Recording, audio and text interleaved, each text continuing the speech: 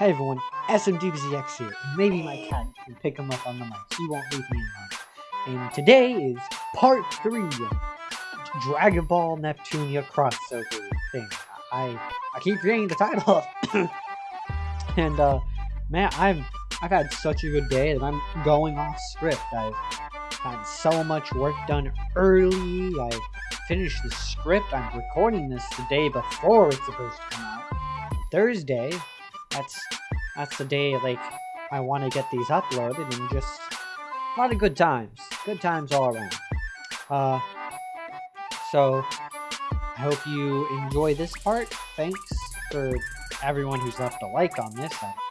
The series has probably been my best series overall.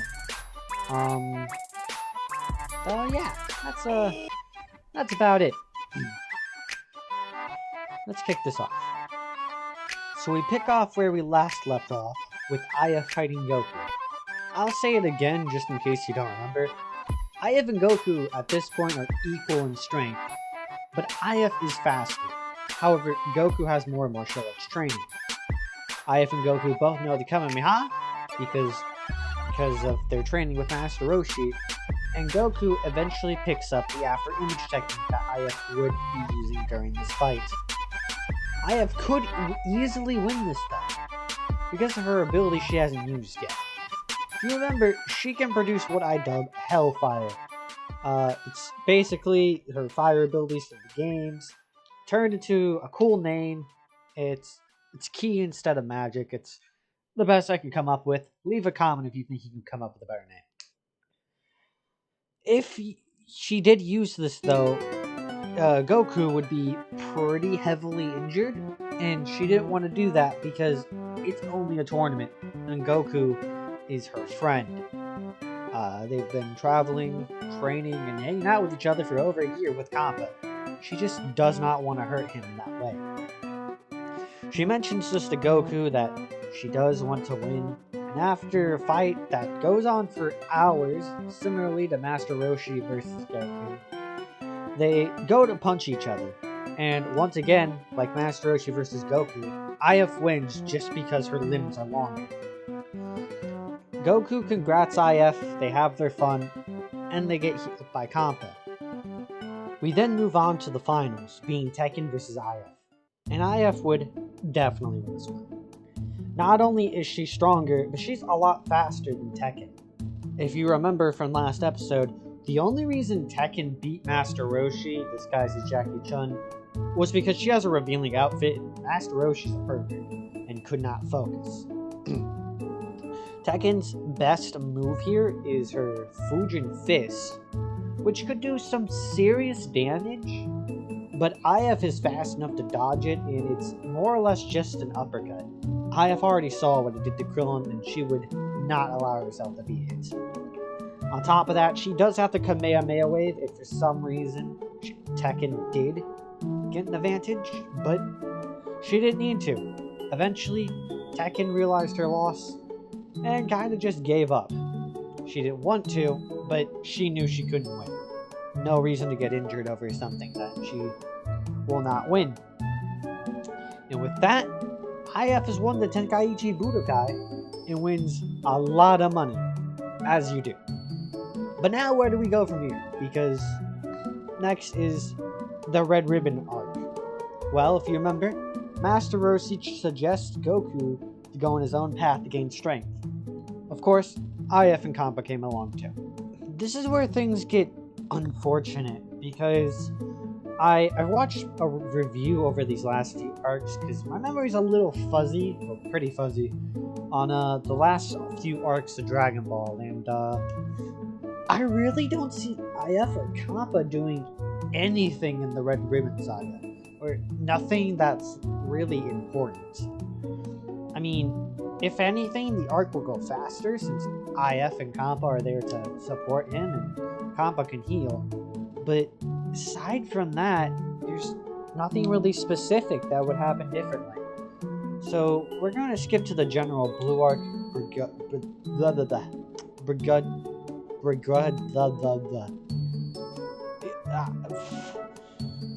Wow. And I'm not even gonna filter this one out. I'm gonna leave this in just so you can know I can't say begrudgingly. Because man, I feel like an idiot now. In the pirate cave, IF helps defeat the robot faster inside the pirate cave, and then ends up following Goku, while Kappa goes along with Krillin and Bulma.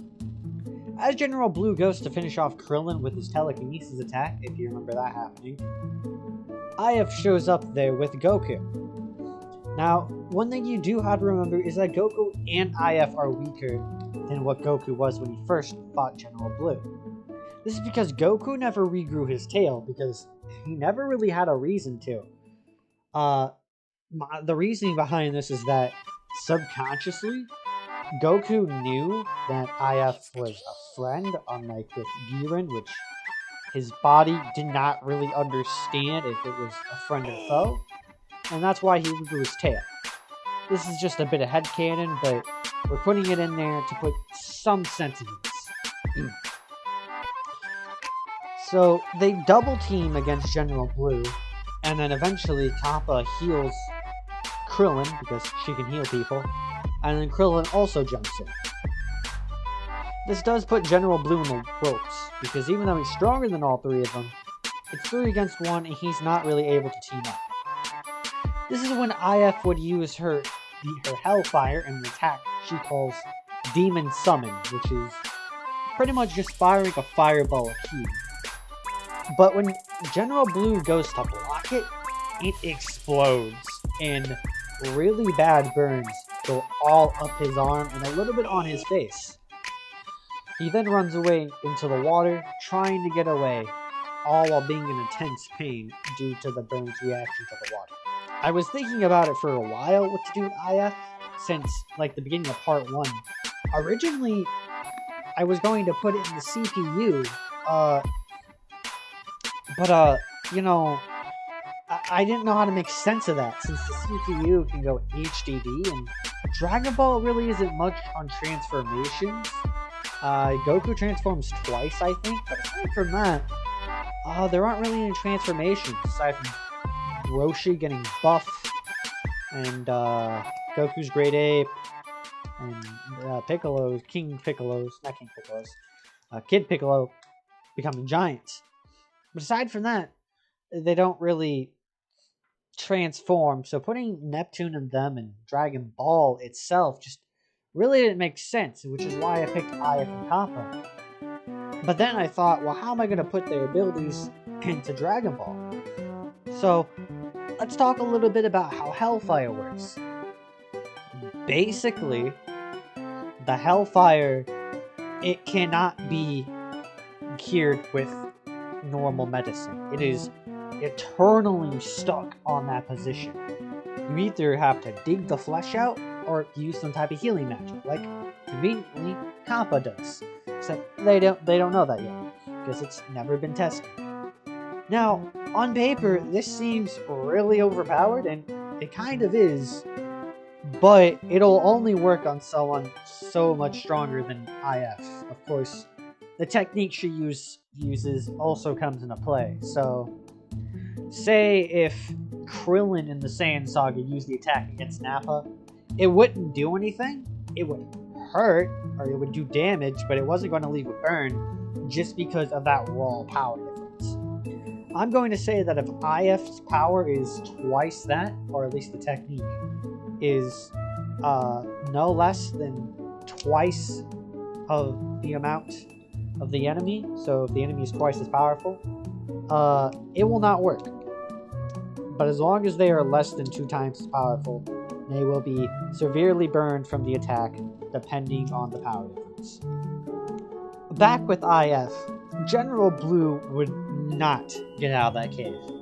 For starters, those burns would be hurting a lot, just in general, but when you put cold water on a burn, in case you didn't know, it hurts, like, a lot.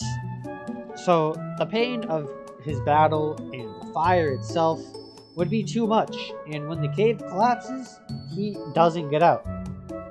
This means that the events with Penguin Village and Arale never happen. Enough said. Moving on. We continue to not have any changes up until the fight with General Tao. Goku is a lot weaker than the original, and when General Tao fires his Don't Pare after Goku uses his Kamehameha, it goes too fast for Goku to react. IF pushes Goku out of the way though, having superior speed and being able to see the attack, gets hit instead, putting a hole into her ribs, going through her ribs. Kappa immediately goes to start healing IF, but Goku is now angry. He charges at General Tao, but he ends up punching him in the ribs, which cracks them, his right side, all of them, and he falls to the ground unconscious.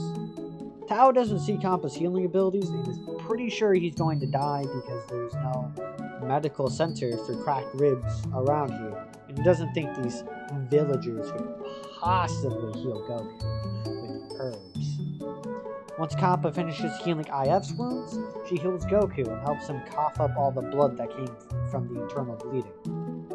However, this unknowingly gave Goku a huge Zenkai boost, making him stronger than he was originally when he fought General Tao.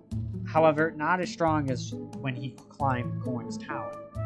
Goku and IF attempt to go up Corn's Tower to use the sacred water they were told about.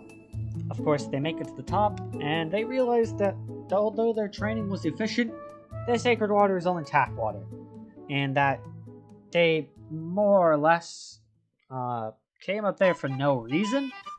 That no reason was helpful, but it wasn't what they came for. Unfortunate. F in the chat.